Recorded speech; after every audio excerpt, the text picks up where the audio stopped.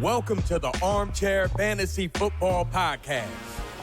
Here are your hosts, DJ Marcotte and John Soroyce. Enjoy the show. Hey everyone, welcome back to the Armchair Fantasy Football Podcast, the working class podcast and the perfect podcast for the average Joe. We are the Blue Collar Ballers, DJ, John, and Thom, and you can find all of our content on Spotify, Apple Podcasts, Stitcher, Podbean, YouTube, Twitch, and on Instagram at armchair_fantasy_football, Facebook at Armchair Fantasy Football, and Twitter at ArmchairFFPod. And you can also email us at armchairfb@gmail.com. How's everyone doing today? You sound like a robot over there. Have you been I'm just trying reprogrammed? to articulate. Yes, articulation is always helpful. And I'm good, John. I'm having a great day today. I'm continuing my yoga, my daily yoga. I'm centering myself and finding my chi. I think I need to find my chi because my anger came out a little bit today. I got some chi, but that stuff don't come free, so maybe we'll talk later.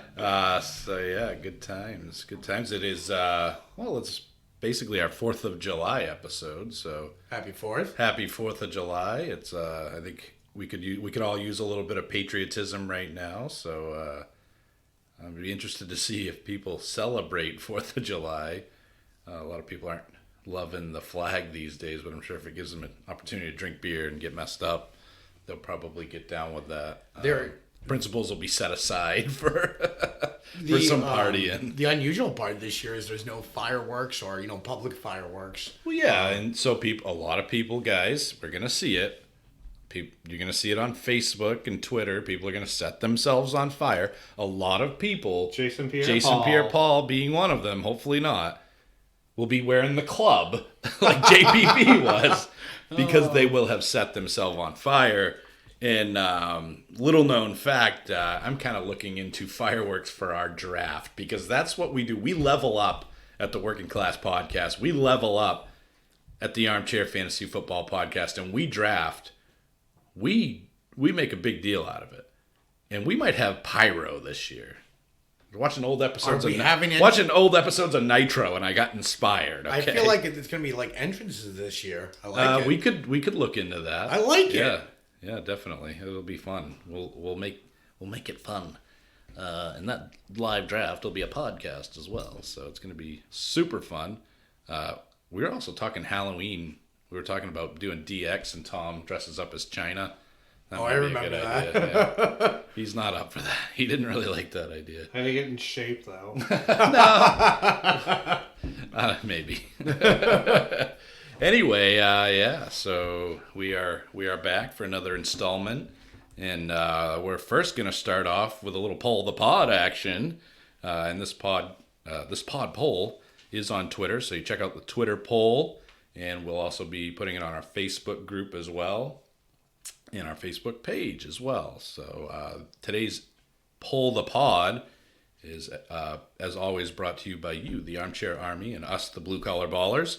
And the question for today is, what's the worst backfield situation in the NFL, John?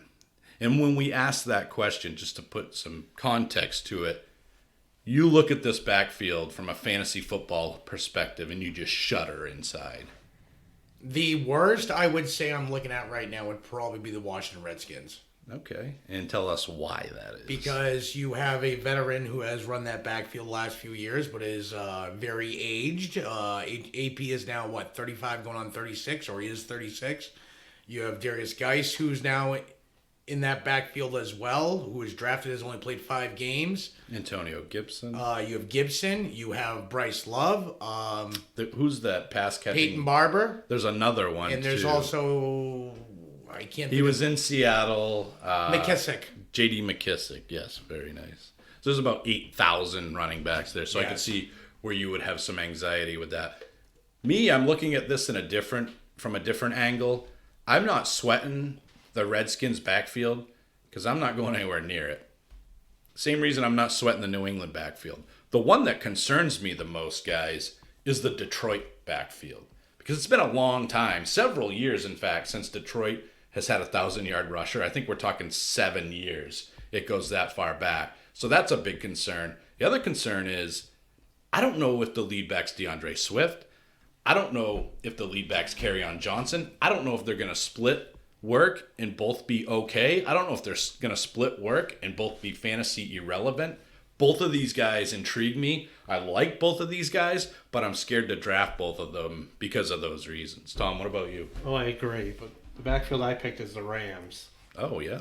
That's another good one. Malcolm Brown, Darrell Henderson, Cam Akers, John Kelly. Flip a coin. Who's going to start? I think it's Cam Akers, man. And I don't even think it's close. I'm getting me a lot of Cam Akers right now. I just think you're talking about a really rough offensive line in L.A. He's used to that. It was even worse in college for him at Florida State. And he produced. I mean, the guy is definitely a lead back, workhorse back caliber guy. He can catch. And Darrell Henderson's junk, man. I just don't think he's got it. And Malcolm Brown's a good guy to have in your backfield, but he's not a lead back either. He's not a workhorse He's back. also proved that when given the opportunity, it seemed like Darrell Henderson, they didn't seize the in moment. small sample sizes, Yes. but can he do it, bigger picture? So I agree with you there to an extent, Tom, but I really, really like Cam Akers this year. And I'm sure I'll have more to say on him as we get, more toward the fantasy draft season because I really do like him. And I think Cam Akers, man, I'm telling you, and this isn't a hot take, so it's not on the episode. I don't think it's a hot take. I think that dude could be a league winner for you. He could get 1,000 yards easy. Yeah. Yeah. Do you think there's a potential for that, Tom? I have no idea. It's Malcolm Brown, Darrell Henderson first, I believe, just because of the veterans. They can pick up they know the offense. They can pick up the blitzes a little easier than Akers can right now. The intriguing part about the running back situations on any team is going to be I personally think is there's less training camp. It's all a lot of Zoom meetings right now until they get on that field and do some OTAs and preseason. It being shortened is not going to help either. So it's going to be very interesting this year. Yeah, and that's going to be a big thing, and we'll get into that in the news in a little bit here too. Speaking of the news, are you guys ready for this? Can you handle this? I'm DJ Marcotte. I'm John Royce. I'm Thom Martell. And this is the news. So we did the 60 Minutes thing today. Let's see what we did there. Not a sponsor. All right, I don't think they are. You think they're a little too highbrow for us? I think so. All right, getting into the news, guys. Starting off at number 5, Antonio Brown. Tampa Bay don't want him. They said, we are not interested in Antonio Brown. However, he is working out with Russell Wilson. Seattle has been a team interested in him in the past. He's probably looking at an 8-game suspension. That's the speculation. Is there anything to read into here with Antonio Brown guys working out with Russell Wilson? Russell Wilson's been very complimentary of Brown as well in the past. What do you think, Tom? It's Russell Wilson's team. If he wants him on there, if they lose him for the first 8 games, that's fine. Down the stretch, they'll have Metcalf, Lockett, and Antonio Brown. And a rested up 31-year-old Antonio with Brown. something to prove this year. Yeah. Tom? John? Take away the whole incidences last year with what was it? incidences. I think it's incidents. No, that's an incident. I don't think you should challenge me on this. I mean, it is. I will call David Kuchar. Okay, let's just drop it. Okay, because I can do fantasy phone a friend with David Kuchar. Go ahead. This is irrelevant to the show right now. So the point I'm trying to make is Seattle has a very easy schedule, games 1 through 8. He would be great insurance for the second half for them in the playoffs. It also gives them depth. Lockett last year had a few games he was banged up. Metcalf. I mean, I think it's a no-brainer. Even with an 8-game suspension, they sign him. It just gives them that added depth they need in that receiving core. Yeah. And who wouldn't want before all this happened? But don't draft him. Yeah, well, if he's a late flyer, like Somebody's gonna draft him, John, and then what's gonna happen? 3 weeks later, that hot, sexy waiver wire ad's gonna be there, and Antonio Brown, who's not available for 8 weeks, will be the first guy to get dumped. And then he can scoop up. Yeah, and get I'm him. saying waiver wire is probably the best. Wait till like week 5 or 4. Somebody will cut attention. him. Yeah. Somebody will lose patience and cut him, and that's when you can go in and boop, grab him. But you're for talking nothing. a guy before all this happened, easily a Hall of Fame wide receiver. So he gets on that team, who knows what he's going to do. Or he could just be... You're also talking about a powder keg that is absolutely an insane person right now. And I've said this before, I still go back to that Vontaze Burfict hit on him. I think that messed that dude up. But anyway, always a wild card, Antonio Brown. We'll see if he ends up in Seattle. Sounds like that's the only team that might have interest in him. Moving on to number 4. From the team, from the Bills, they stated that Devin Singletary looks like he might get some more looks in the passing game. Do you believe it? My concern with Devin Singletary is, honestly, guys, he's a good running back. I like him. He's a tough runner. He's a Chris Carson-like guy, but I think he's a little bit more skilled, especially in the passing game. My concern with him is Zach Moss is there. Buffalo seemed reluctant to give him the workload as the running back, and he's also competing with Josh Allen for runs. Do you think that he's truly going to be a factor in the passing game? If so, I think he's a great ad and a great guy to go after, but there's a lot of question marks around Devin Singletary. They're saying they're going to throw to him more. What do you think?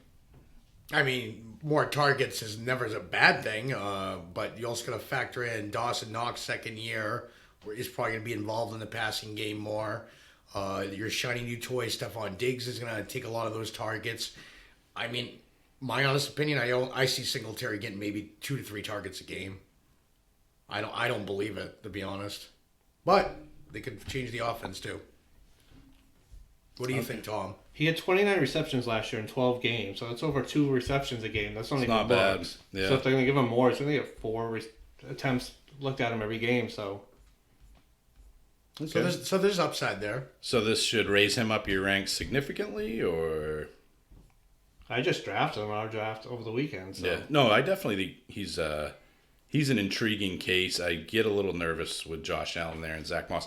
Personally, though, I don't think Zach Moss is all that talented. I think he was in a great situation in college where he could just pile up stats against bad teams and bad defenses and not elite competition. I like Devin Singletary a lot. If they add him into the passing game and he goes from 2 to 5 catches a game, I mean, he's going to be huge for fantasy. It's a big if, though. You hear teams say this stuff and you're not, you can't, you got to take it with a grain of salt. All right, next on the list, Deebo Samuel has a classic Jones fracture.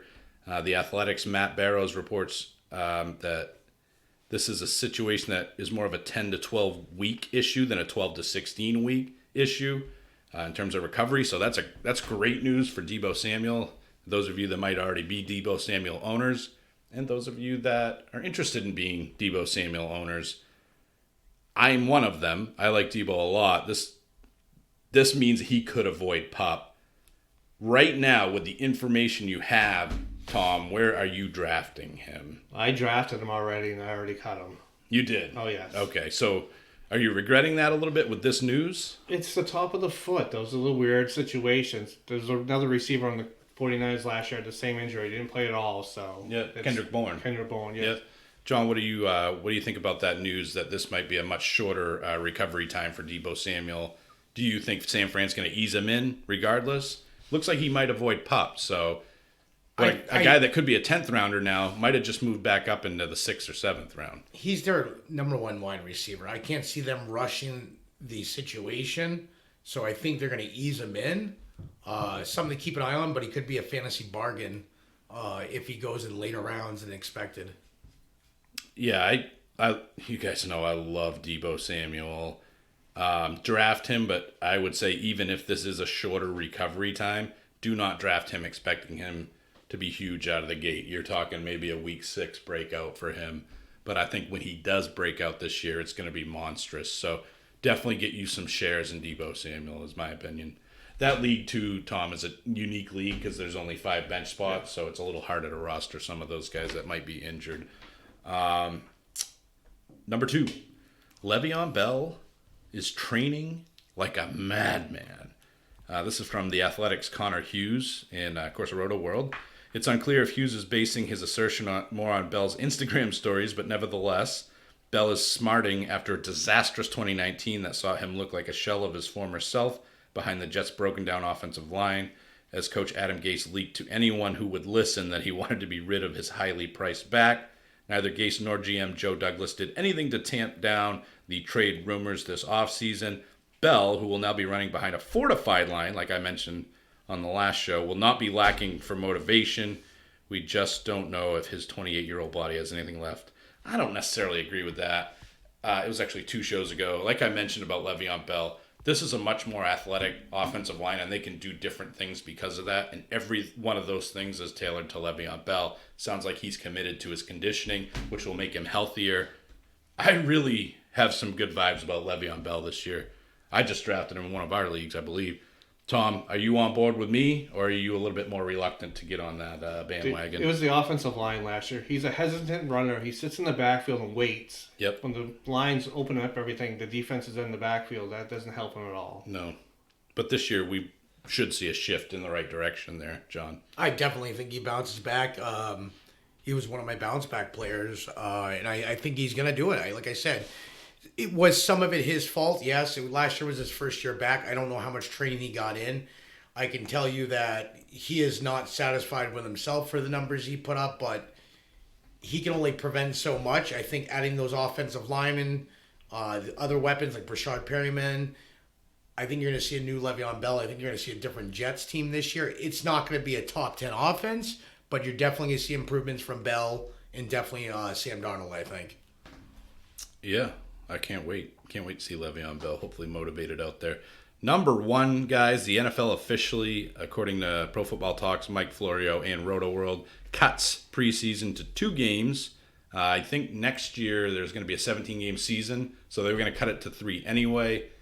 This year they cut the Hall of Fame game, and now this news that they cut just to 2 games. The league will reportedly scrap exhibition weeks 1 and 4. It no longer makes sense to play 4 preseason games in a normal year. With a worldwide pandemic raging, the reduction is a no-brainer for 2020. Again, that's from Roto World. My question is here, the first thing that I thought was like, okay, so when are the starters going to play? Are they not going to play? Is it 1 week's going to be, we take a look at, the practice squad guys, the bench guys, and then the next week we put our starters in there?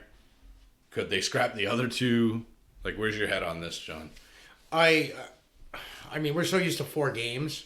I think you're still going to see the starters. I don't think you're going to see them week 2. You know what I'm saying? The first week they officially have a preseason game. I think you're going to see a lot of rookies. If you do see the starters, maybe a drive or series or 2 on the first game. Second game, I think they'll play a quarter, if not the half. They're not going to go crazy here and risk 2 preseason games for their starters to get injured, but it's also going to depend on conditioning too. What I love about this, and there's a lot of underlying things to unpack with this move, but what I like about it is, if you heard what I said, weeks 1 and 4 are getting taken away. That means you have time between the season, more time between the season and the end of the preseason, where you know where everybody stands for the most part. So once preseason concludes, you have a pretty good idea who are the starters, who's going to be the main lead back for Detroit, who's going to be the number 3 receiver on whatever team. That gives you more time with that information to kind of prep for your draft. So that's one thing right there.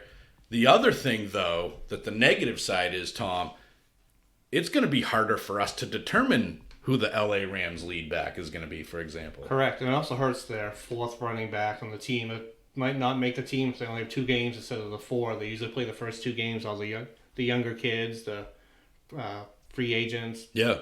They don't have a shot this year. Well, and I have a weird feeling they're going to expand practice squads, or maybe expand the did they? Okay, so yeah, that's right, they did. So they might even inflate that even more. But yeah, it's a good thing because you have more time, because most leagues draft at the end of August. But you also really, it's going to be unclear. You have 2 preseason games, and who knows how much camp to determine who's got what role. So it's going to be make it a little bit more difficult. So there's good and there's bad attached to that. You guys have anything else as it relates to the trimming down of the NFL preseason this year, other than the fact that nobody cares about preseason? The only thing of shortened time, plus we don't know how much the OTAs are going to be involved in this whole pandemic.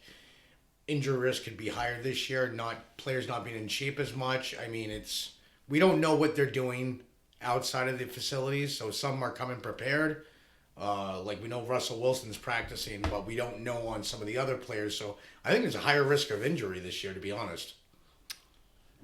Yeah, maybe. Guys that seem to miss, guys that hold out or miss preseason or whatever, soft tissue injuries can always be a problem. And of course, COVID's going to be at some point rearing its ugly head, I'm sure, in some situations. But I'm sure the bubble will exist like it does in the NBA. I don't quite completely understand the bubble, but obviously it's helpful if they're trying to basically seclude or whatever, separate players from, the real world, I guess you could call it. All right, so moving on to Hot Take Hotel. It is Hot Take Hotel number 2, and we are checking out. We do 2 Hot Take Hotels in the off-season. This is the second and last, and today we're going to be a little bit more freestyling with it.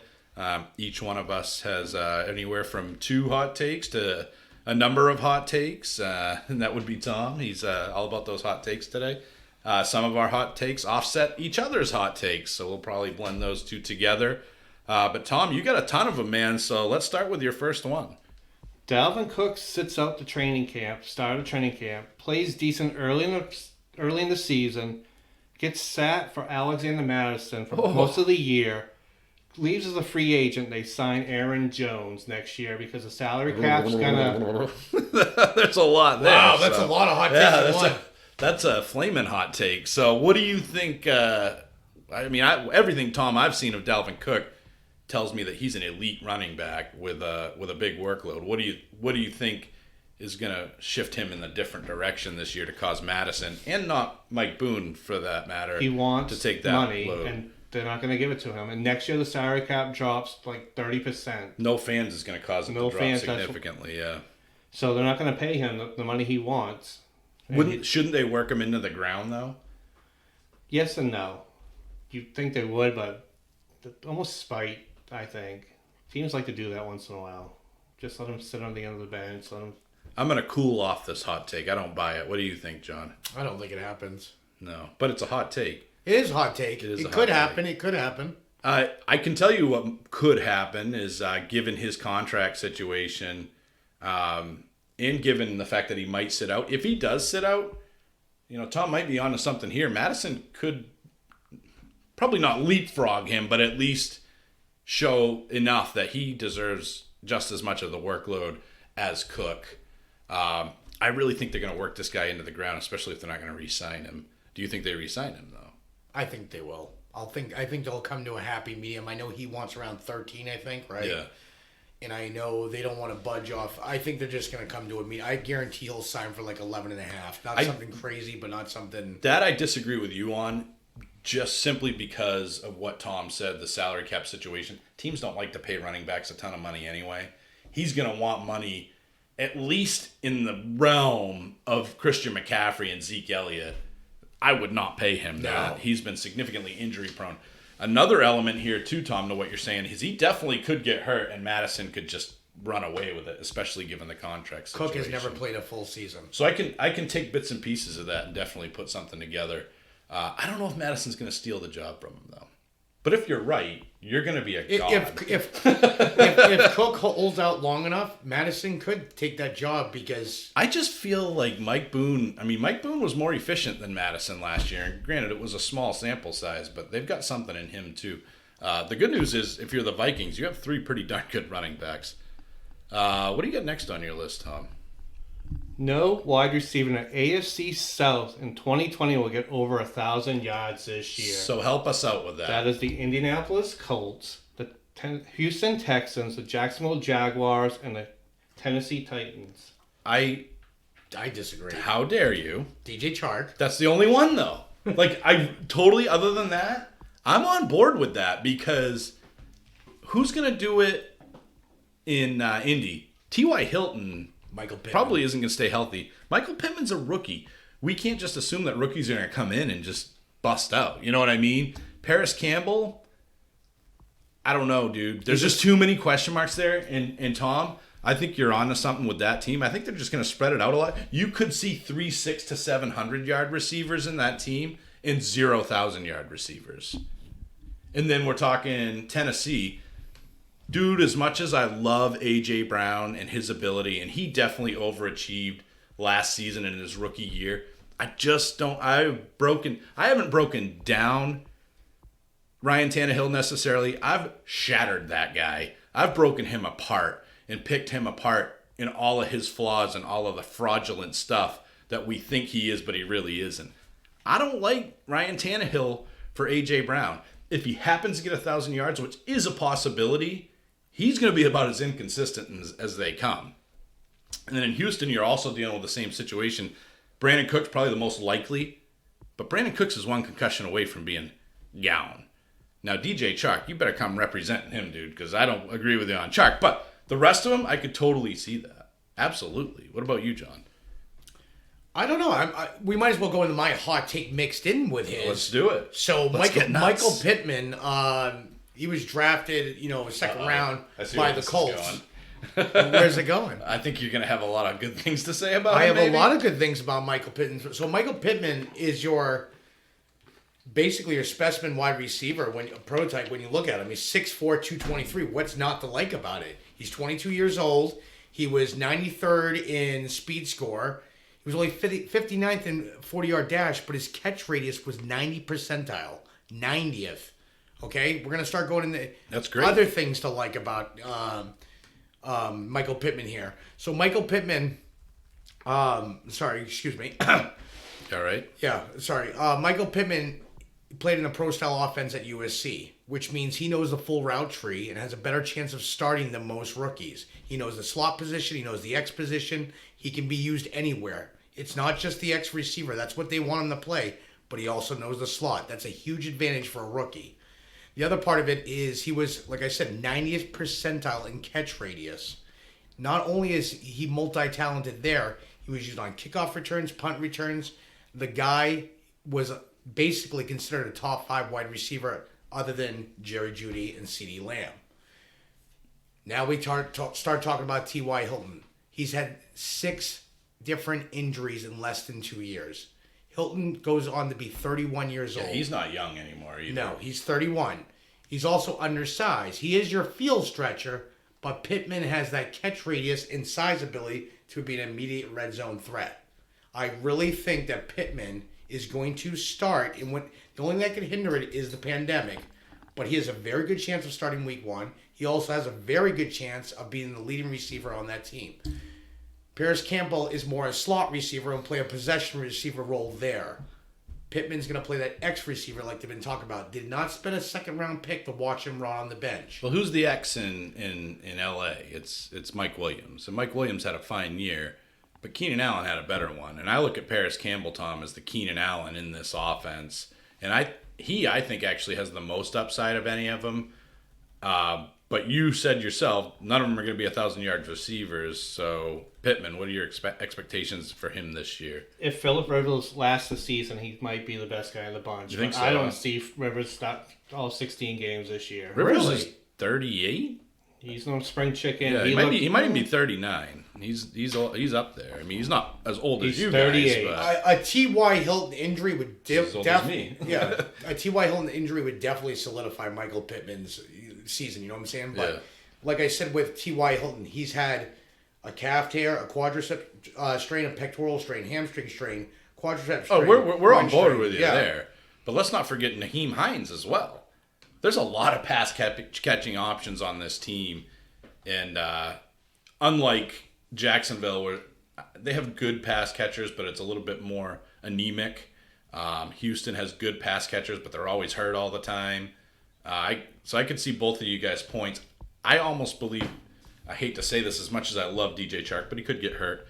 I see Tom's hot take more likely than yours. But I love Michael Pittman, what he brings to the table. I just think that offense, it's so hard to sit there and say this rookie is going to come out and outshine a guy like Paris Campbell or a veteran like T.Y. Hilton. And, of course, Nyheim Hines and Jonathan Taylor can catch passes as well. And Jack Doyle. But we're also basing Hines based on Rivers' past at L.A. It's a different offensive coordinator, different coach. He may not throw. I'm not basing it off that. I'm basing it off, well, dude, you can't ignore how much Rivers throws. No, I get that. You cannot ignore that. It is so above and beyond any other quarterback in the NFL, the amount that he throws to the running back. So Nyheim Hines, you have to bake that into a certain degree. Maybe not as much as Eckler, but Taylor too, dude. Melvin Gordon caught his fair share of passes. Taylor can catch. So those guys are going to catch a lot of balls. And I think Paris Campbell is going to be next on the list. In terms, I think the combined targets for the running backs might be as much as any receiver on that team. All right. I'm going to go into Aaron Rodgers mode here. And you guys all know how much I love Aaron Rodgers. But Aaron Rodgers is becoming a problem in Green Bay. He and the coaching staff do not get along well. And my prediction, my hot take here, is that Aaron Rodgers is not a Green Bay Packer by the end of 2020. And I don't think it's that hard to see, honestly. Rodgers had a problem with LaFleur. It's well documented. You can even read it in his face and his body language.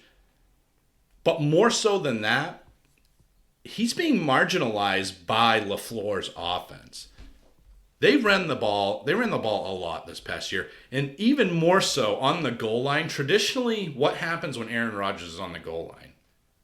Over the course of his career, he throws it. He's driven us all crazy. Any one of us that owned a Green Bay running back wanted to strangle him because his ego, or whatever the case may be, would not allow him to not throw the ball on the goal line, even when it made no sense. It could be third in the foot, and he still wouldn't run it. LaFleur rolls into town, and that's all thrown in the garbage can. They run on the goal line almost every single time. Not a good fit for Rodgers. They did re-sign him, though, guys, recently, and he signed through 2023, if you can believe that. But listen to this. His 2020 cap hit is $21 million. His dead cap hit is $51 million. So that could be a concern there. But his 2021 cap hit is $36 million. His 2022 cap hit is $39 million, and his 2023 cap hit is $28 million. Now, you could say, well, he's going to be there for the extent of that time frame, the remainder of that contract, I guess.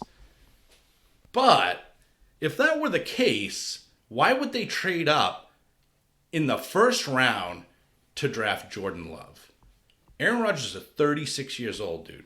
He's going to be 40 by the end of this deal, and Love's not going to be waiting around that long. You have the whole COVID situation this year. It could be a shortened season. They drafted A.J. Dillon. They've got Aaron Jones. They've got Jamal Williams. They are a running football team. And then you have a guy like Jordan Love who can move and has a cannon for an arm. I just really think they're going to move on from Aaron Rodgers a lot faster than everybody expects them to, especially with that cap situation. He is not going to be there till 2023. And if he's not going to be a part of the future to that extent, what are we waiting for? Right? I think he's gone this year. What do you think, John? It's going to depend. I don't know if LaFleur and the Packers organization learned from the NFC Championship, but they found out that they can't just run the ball against San Fran, and by the time they figured out that they should have thrown the ball, yeah, and that was they didn't start throwing the ball until the second half. What was it? 6 attempts? I think I broke it down. Who can throw the ball harder than Aaron Rodgers right now, though? I know, but he doesn't do. I know, but he doesn't do all the play calling. What I'm trying to say is, I think Aaron Rodgers will be gone. The question is, will it be at the end of 2020? A lot of that's going to depend on how teams' quarterbacks perform. And what I mean by that is you have a lot of what ifs this year. Chicago could be a team that Aaron Rodgers possibly They're probably not going to trade him there. But again, we go back to, when are you going to get the most value for Aaron Rodgers? Right now. Right now. So yeah, it could happen after this season, but they have to find a shooter. And the question is finding that right shooter. Jacksonville, anyone? If Minshew, that's what I'm saying. That's a perfect example. Trevor Lawrence, but that's next year. New England Patriots, possibly. I was just gesturing toward Thom because he and I are going to have a little back and forth about Cam Newton. But if Cam Newton doesn't work out, for sure. Yeah. Do they want a 36-year-old Aaron Rodgers and be in the same spot 4 years that they were with Brady? Who knows? But, I mean, Washington, Daniel Snyder is a Looney Tune guy, dude. He's crazy. And he sees the big name, Albert Ainsworth, and he goes and I got one better than that. Oh, Adrian Peterson. He's 800 years old, I know who he is. I have a better team that's even crazier. Davis, Raiders, Derek Carr, bye. Why not? I mean, that would be That'd be great for right Henry move. Ruggs. Derek Carr is obviously, in my opinion, not the guy. But Tom, what do you think about this whole idea? This is deja vu again. It is. I was going to bring that up. I just looked at the ages. Brett Favre was 36 years old when they drafted Aaron Rodgers. Yeah. Aaron Rodgers is 36 years old when they drafted Love. Jordan Love. Yeah. He can sit 2 years like Rodgers did, learn the offense. Possibility, yeah. Let the free agency go, then he starts in 2 years. But do we sit guys anymore? Not really. Like, This is a washout year. You can just... it is, but guys normally sit now. They sit half the season and then they look at Pat Mahomes. You know, it was the best move they could have ever made. But Teams are... Tua Tagovailoa is going to be starting for the Dolphins before the end of this season. Teams are not like patient like they used to be before in the past. Now they're just like, oh, you're not getting it done in 3 games. Goodbye. They don't. There's no process anymore. No, it used to be a process like, oh, you're gonna sit on the bench for a year, learn the system. The teams that do that, kudos to them. But a lot of them now. Who's the are dude just in pulling the LA? trigger. Help me out. The guy that LA drafted. Justin this year. Herbert. Justin Herbert will be starting for that team before the end of the season, in all likelihood. That's just how it goes. Not every team has Aaron Rodgers. But don't you think that Green Bay knows that Aaron Rodgers does not have it anymore? And if they let him go out there and have another season like he did last year, there will not be a big market for him in terms of trades. And then they're going to have to cut him. And then we're talking about that $59 to $51 million cap hit. Just think about it. And that will kill them. So, John, what else do you got? so my other hot take is Darius Geis will be a top 10 back. Call me crazy. You're crazy. Okay, Darius Geis.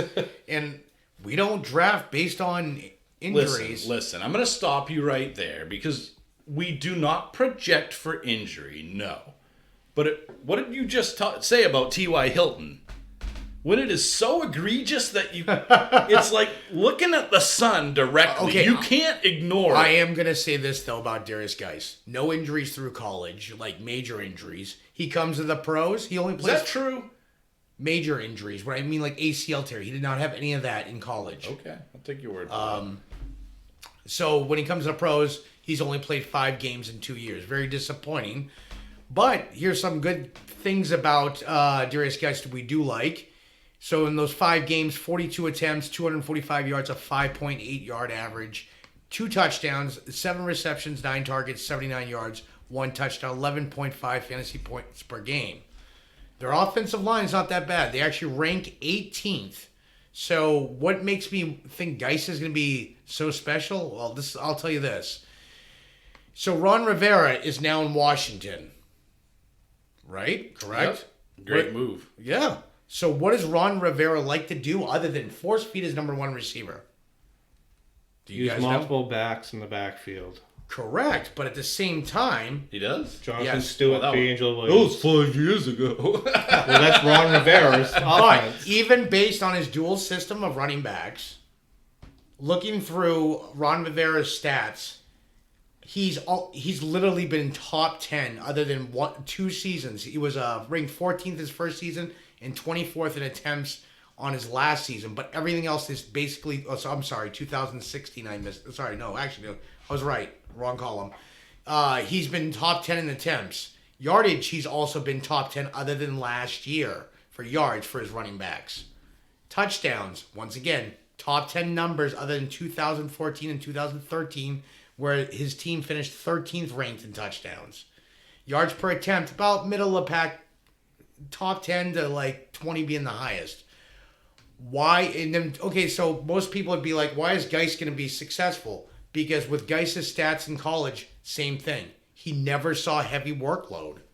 He saw, okay, so we're looking at his sophomore year. 12 games, 183 attempts. It comes out to about 10 to 15 attempts, well, 12 to 15 attempts a game. Let's say 15, the ballpark. And he averaged 7.6 yards per attempt, 1,387 yards for 15 touchdowns at LSU. His junior year, before he went out for the draft, 237 attempts. So a little heavy workload, about 20 attempts per game. But what is the key in this? He averaged 5.3. The key is that he's efficient even with low usage for 10 to 15. He still can catch too. So you start putting these numbers and you look at Rivera's top 10 numbers in attempts, yardage, touchdown, other than a few years, he has the keys to be successful here. AP is 36 years old. 36 years old now. He's going to be a veteran presence. Might get a carry here and there. The biggest factor in this, I think, is going to be Gibson, but you don't see a lot of rookie running backs that come out and wow. And I know there's 100 million running backs on that team, but you go into camp with a lot of backs because you start cutting. The question is who's going to be left. It's going to be Geis, Peterson, and Gibson, I think, is all that's going to be left by the end of this. Maybe one more.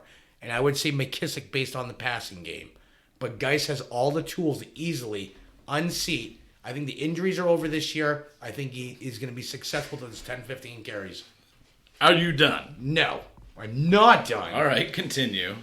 Then I will unleash my barrage upon you. Okay. He also has the 11th ranked easiest schedule. 11th ranked. That's bottom third. Great. That's great.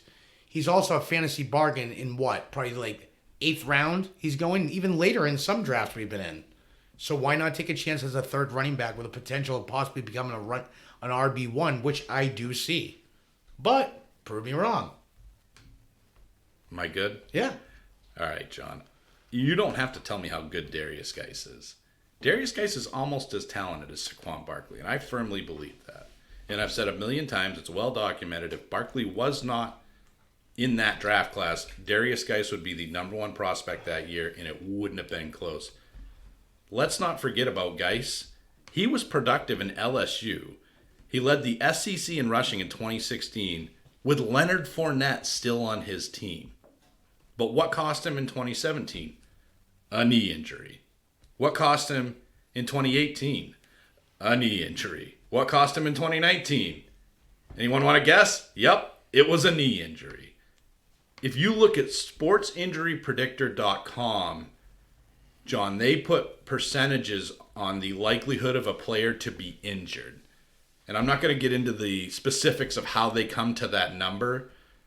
Darius Geis is 6th among running backs on the list to be most likely injured at 58.2%. And if you can believe that, it's even higher than the guy right below him, Chris Carson. So I can't. You know who else is on the list? Tevin Coleman at 70.6%, always hurt, right? Marlon Mack at 62%, always hurt. Kerryon Johnson at 62%, always hurt. Royce Freeman at 62%, always hurt. Oddly, Josh Jacobs is in at 60.5%. And then old man Adrian Peterson is at 60.2%. So he's between Adrian Peterson and Chris Carson on this list. I love his ability. I just can't trust him. I just can't, Tom. Oh, I can't either. Those injuries have just piled up the last few years. I still think Bryce Love has a chance to be the number 2 back on that team. Definite possibility. It's a possibility. So you take his ability, you take his likelihood to be injured, and as Sports Injury Predictor states, he is basically every game, John, a more than 5% chance to be injured during the game. And I want to believe in him, but I just can't do it. But he's as good as you said he is. I will give you Oh, that. yeah. He can do very good things on low volume. And I couldn't imagine if he was going to get the higher volume, like 20 attempts. But I don't see that him He's getting a that stud. attempt. He's Yeah. a stud. And I would challenge anybody that wants to say otherwise. You listed it. But he's always hurt. He's T.Y. Hilton. He's Percy Harvin. He's more Percy Harvin than he is T.Y. Hilton. Would you agree with that, Tom? Oh, yeah, it's more... Percy Harvin was worse than he was. T.Y. at least gives you 6, 7, half the games. You know what I mean? Anybody else got anything on Darius Geis as much as we love his ability? All right, Tom, what do you got next? This could be a suitor for Aaron Rodgers. Sam Darnold will be benched for poor performance for Joe Flacco by the end of Week 5 this year. I am on board with you because and you have somebody just farted in my mouth face, John. But I agree with Tom. We have seen nothing from this kid to indicate that he's a real starting quarterback in the NFL. And let's not talk about the ghosts that we've mentioned before that he saw against New England. When they drafted Sam Darnold, I didn't think he had it. I haven't seen anything to indicate that he does. Prove me wrong, too. No, I'm not saying... You had a look. It was like, oh, that's No, preposterous. I just don't think it's Flacco. I think it'll be probably a free agent quarterback. Flacco's done. He just did not show anything last year. Why would you put Flacco in for Darnold? Well, because you're not probably playing to win at that point. Depends what the record is. I'm not. Well, Their if they're first benching four him. games are at Buffalo versus San Fran, at Indy versus Denver. So 3 good defenses. Indy's good. Indy's the easiest defense that they're going But against. Denver's in the first 4 defense games. is not what it used to be either. Where is Bradley it? Chubb is back this year, 100%. He is. And is it at Denver? It's in New York. But Okay, but still. But Denver's secondary's gone. Well, it doesn't matter this year. There's no damn fan. Chris Well, the Harris air, is gone. though. That's not the same secondary anymore. Von Miller and Bradley Chubb just get It does. They don't along. need a secondary. He sees ghosts out there anyway. So what the hell's the difference? You'll see Chris Harris on the field. He'll probably see Chris Harris, but he won't be there. But he'll see him. I agree with you on this one, dude. I want to like Sam Darnold. I like that Denzel Mims is a really good fit for Sam Darnold, so that's a nice addition to the team. But they still haven't put him in a position to succeed either with the receiving core there. James Crowder's a nice, good, solid hand, but he ain't moving the needle for you. Denzel Mims a hugely talented athlete, but he's a rookie. Perryman's the wild card. Rashad Perriman flashed once, and not even for a full season in Tampa, and otherwise was a gigantic bust, maybe the biggest wide receiver bust of this past decade. Is that out of line to say? John Ross. John Ross flashed more than him last year, though he got hurt. But yeah, he's in that category.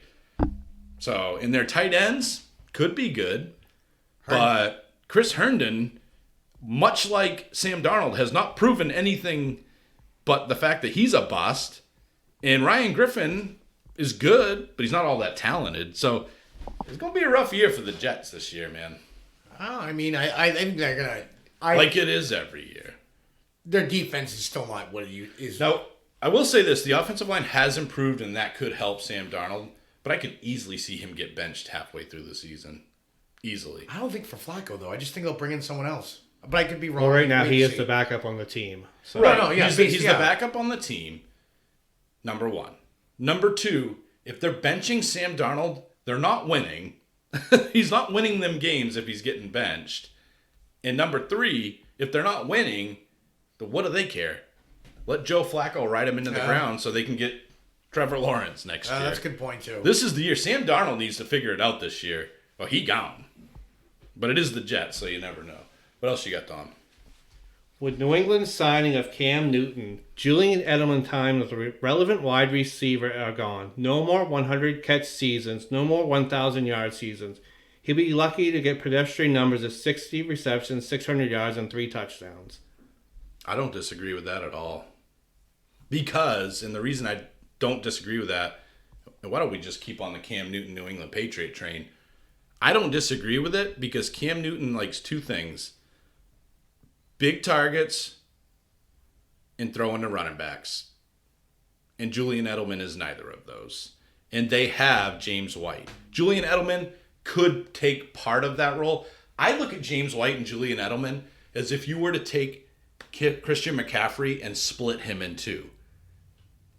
But not as good, obviously. Yeah, I know what you're saying. So he's going to be another pass-catching running back, basically, and I think he's going to share that with James White, and that's not going to be enough to make him fantasy relevant, John. No, I don't think Edelman's going to be... I said it before. Even without Cam Newton, I still don't think he's going to be relevant like he has. He's 36 years old. Father Time has caught up with him. It's a lot different for a receiver than it is a quarterback. 30. He says 31 like it's ancient 36. for a quarterback. Oh, Edelman. I thought you Yes. meant Cam. Sorry, I No, misunderstood you. Yeah, Edelman's old. Yes. And beat up. The fact that he's still out there, and not to mention he's played with concussions because his coach is heartless. So Not to mention last year, they were triple team, and they started figuring out, hey, you're going to throw to he got Edelman. marginalized at the Yes. end of the year last year. So I really think I can see definitely a N'Keal Harry or Sanu.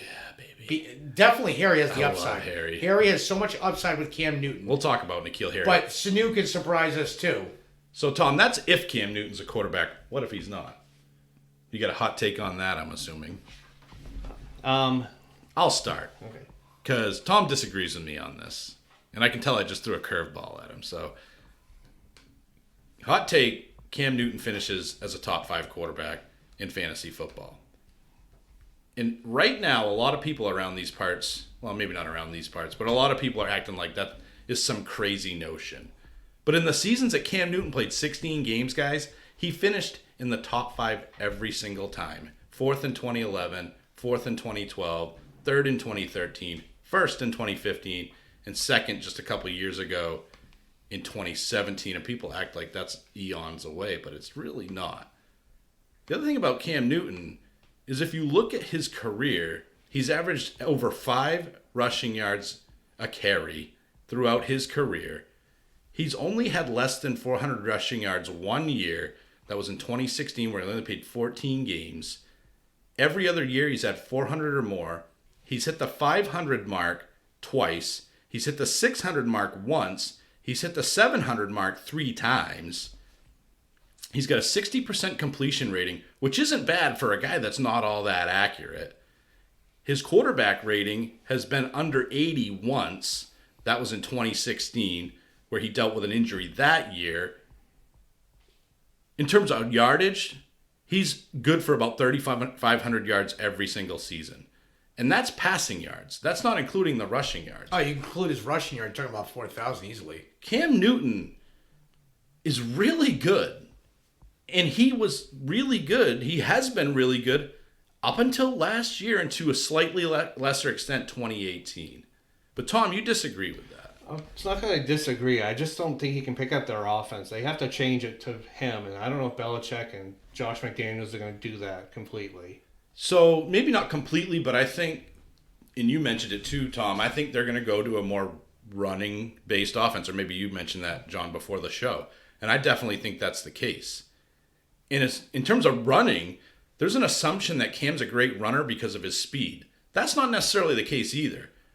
He does have 98th percentile 40 speed, but really the key to his rushing success, guys, has been more to do with his 93rd percentile burst, and even more the fact that dude's 6'5", 250 pounds, and he's a mismatch. He is the Rob Gronkowski of NFL quarterbacks.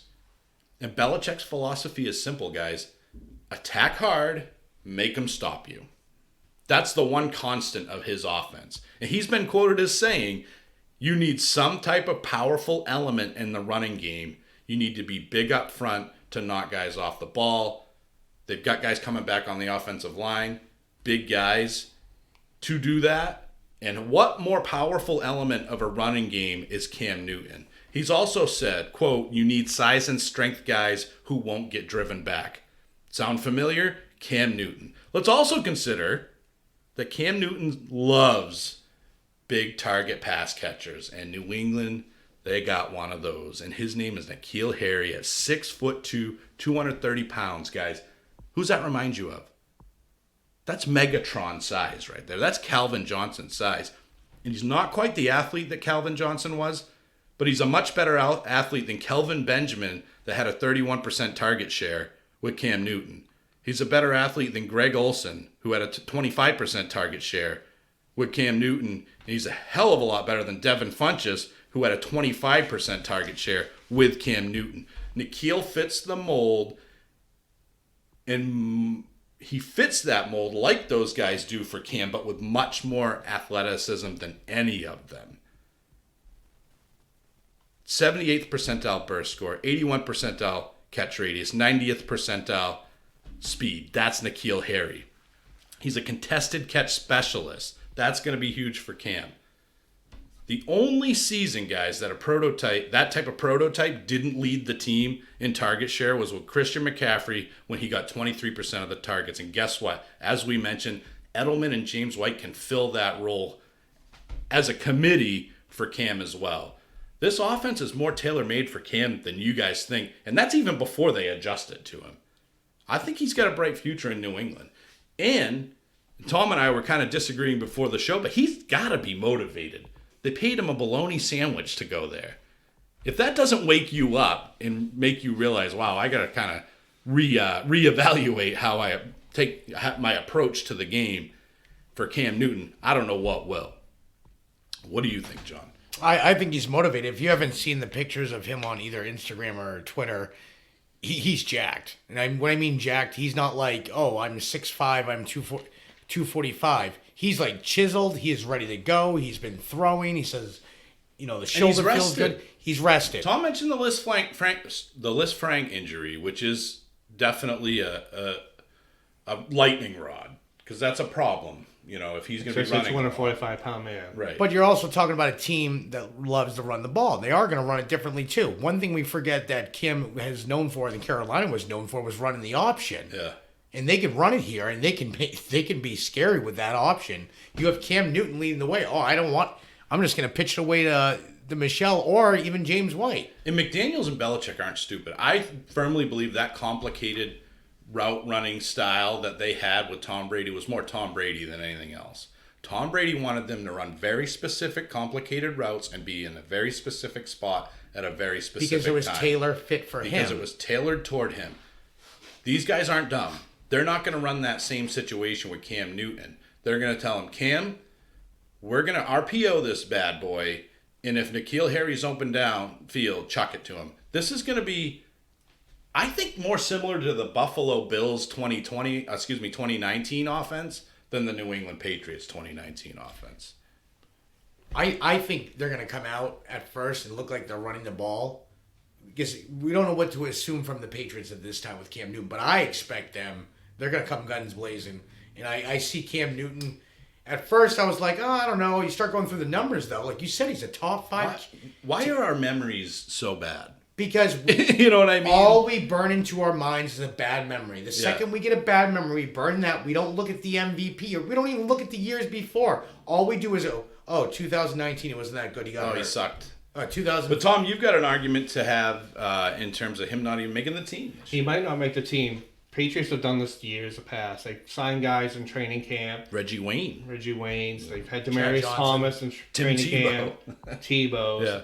They had Chad Ochocinco for a cup of coffee during the regular season. These guys don't fit the Patriot way. They let him go. He averaged his last 2 years almost an interception a game at Carolina. Does Bill Belichick accept that? Tom Brady is a different story. If Tom Brady threw an interception, Brady got mad at himself. But their offensive line is not the caliber of the Patriots. I'm not saying the Patriots have the number one offensive line, but Carolina is not that great of an offensive line. And when those guys got cut, these Reggie Waynes of the world, these, Tebow is kind of, but Tebow was a guy that they wanted to use in their offense. These types of guys, you know why they got cut? Because we have Tom Brady. That's why they got cut. Guys like that aren't as likely to get cut when Jarrett Stidham's your quarterback or even Cam Newton's your quarterback. They don't have Tom Brady. They have Jarrett Stidham, which I'm not a believer in. And there's going to be a show here where I tear that guy apart. It's coming. Probably the next show, Sleepers and Busts. I don't know if I can call him a bust, though, because he's never really done anything. But Jarrett Stidham, Cam Newton. Come on. You're looking at a Pomeranian and a Pitbull. I just don't see how Cam Newton, unless, Thom, he's a knucklehead, doesn't get this starting role. And there's definitely potential for that. I don't disagree with you on the knucklehead quotient of Cam Newton. You think that's a potential for him to get That's cut? a potential, the way I know what you're saying, carries himself like at press conferences. Well, he's got a piss poor attitude. Had a piss poor attitude. He had diva issues. But again, when you're sitting there waiting for that call, guys, and it's not coming, and finally 9 months later, 6 months later, it's Bill Belichick and saying, I'll give you $5 and a ham sandwich. And Cam Newton says, I've been sitting here and my phone's not ringing. I'll take it. I think, my honest opinion, I think the time he's gotten from getting released or cut, I should say, by the Panthers to now, I think is eye-opening. I think he's motivated. I think you can see it, like I said, on his social media. Yeah. I think it's a wake-up call for him from going from the elite MVP spot right down to nothing. Like, wow, they cut me just like that. That Cam Newton was the king of the world. Yes. He was he was the prince. Yeah. Of the Panthers, and right now he's the pauper of the Patriots. He's got to have a different mindset, I would think. And I think he will. And I just came up with that off the top of my head, by the way. The pauper? I mean, that was good. I got to give myself credit for that. I think he's just Barry Horowitz yourself. Yeah, there we go. Anyway, who's next? We got some more. We got some more hot takes. Anything? You I got got anything one else? more. One more. You're not going to like this one. Give it to me. If it's about DJ Chark, we will fight. It's not about DJ Chark. Okay, good. Due to the possible outbreak of COVID-19 again in November and December, the NFL season was shut down by week 14 and not play the last 4 regular season games and ruining every fantasy football playoff. Well, not if you're... Well, yes, so I agree that it would ruin the playoffs of fantasy football. I also happen to agree that there's a big potential for that to happen. You need to leave the show. John's not happy about that hot take. But I don't know how hot that take is, honestly. It's a warm take because I could see that happening. Now, we're smart. We've announced in all of our major leagues, and even our minor ones, if the season ends prematurely. So we've got the Roto Championship and we've got the Playoff Championship. Well, you can't have a playoff champion without playoffs. But what we've said is the team with the best record, if the season is cut short, will be awarded the championship. So there are things that you can put in place to make sure your season has a period on it or an exclamation point, however you want to look at it. But it wouldn't be an ideal circumstance for anybody. But I don't see it being out of the question. Realistically? And it could be by week 4. I mean, I thought you were going to say week 4. That's and where, there's a potential for that, too. The way things are going right now, the uptick in cases, but it's also because of more testing. God.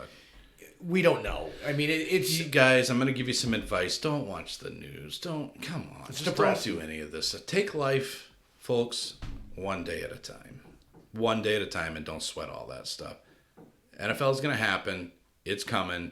It could be week 4. It could be week 14. It could be all season. And it ends in the Super Bowl. And let's hope that's the case. But we need to be prepared for that to be a thing. It is a possibility. A definite possibility. Do you have any more hot takes, John?